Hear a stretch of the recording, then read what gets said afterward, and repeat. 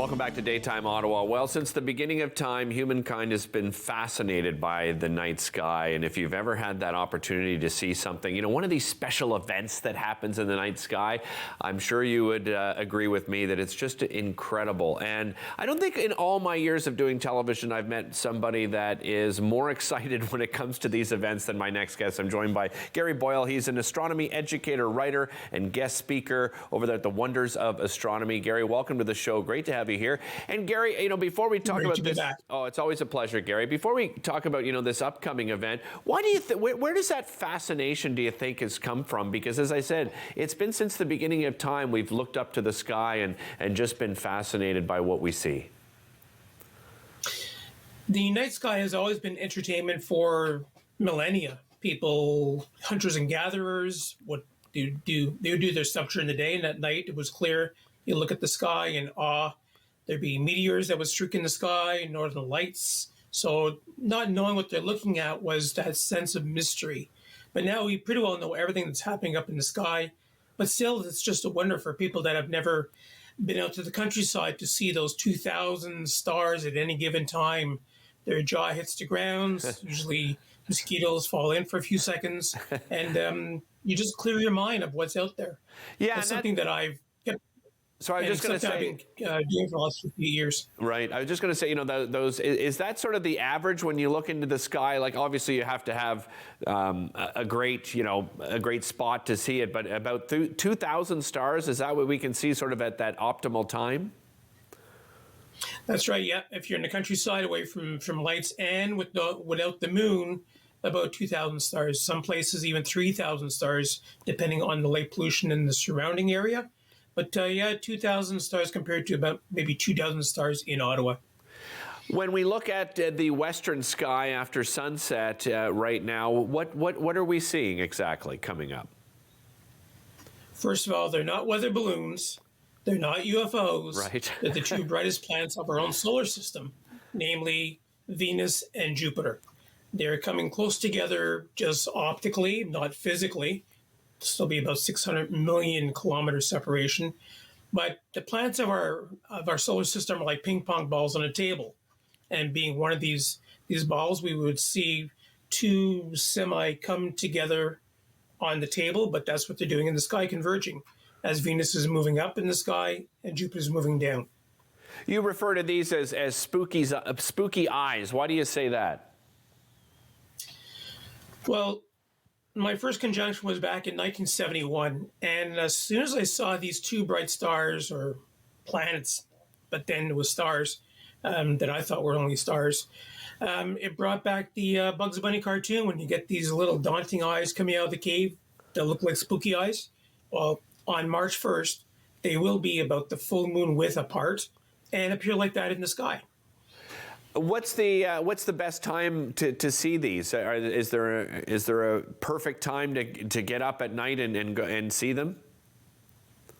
No, in fact, it's right after sunset in the west. So by 6:30, 6:45, it's got to be dark enough. And even before that, you will see them. But if you want photography, if you want to get that little orangey horizon, I would wait till maybe 6:45 and dig out the cell phones, dig out your DSLRs, and take a picture of a wonderful light show. Yeah, and you know what I like about this one, Gary? Oftentimes when we talk about, you know, some kind of event that's happening in the sky, you know, you got to get up at 3 a.m. So this is a great opportunity for people, you know, right after dinner and sunset, they can see something pretty spectacular. How often does this occur, Gary? In the past, they've occurred as short as 30 days. In fact, in 2015, there were actually 3 conjunctions in the same year, and other times they're about 2.5 years apart. It's just how the planets, as they orbit the sun, come together. And with saying that, our next opportunity of seeing this will be in the early morning sky, August of 2025, 2.5 years from now. When we're taking advantage of this event, is there anything else we can be looking for in the sky that, you know, people can, you know, find and perhaps even recognize? Well, we have the beautiful constellation Orion, which is a constellation and a few of his buddies around the brighter stars. But right in the constellation, just below the belt of Orion the Hunter, is a fuzzy patch. And that's the Orion Nebula. Okay. That's a stellar nursery, and many stars are being formed right there. Are there any upcoming events, Gary, like as we get closer to spring and summer? What can we look forward to? Well, on April 22nd, we have the Lyrid meteor shower. It's only about 10 meters per hour, so it's not a great event, unlike the Perseids in August. But we do have the spring equinox, saying goodbye to winter, maybe not the snow, but coming up on March 20th.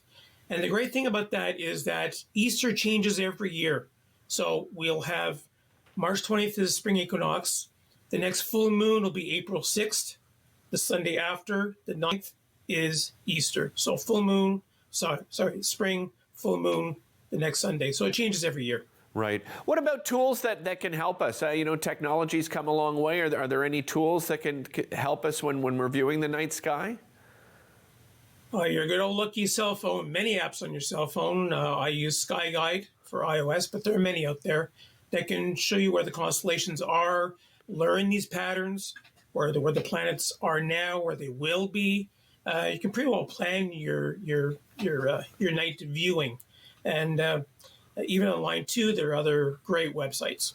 What about your website, Gary? Do you have a lot of resources available there for people that want to find out more about astronomy, sorry. Astronomy. I guess both, yes. That's the other guy. Yeah, exactly. Wonders of Astronomy.com is my website. I do have some resources. I have previous articles that I've written on astronomy, but people can email me any question that they'll have on the sky, on what telescopes to buy for their passion, for their wallet, because these can get quite expensive, and just love to share the passion of the night. Yeah. Always appreciate your passion joining us here on the show to tell us these upcoming events, Gary. Really appreciate the time as usual. Thanks so much. Thank you, sir. And astronomy, everybody at home. Astrology, maybe we'll talk to Gary some other time about that, on his thoughts on astrology. All right, coming up after the break, we're going to be talking about emotional eating and a great online workshop that's coming up. We'll be back with more right after this.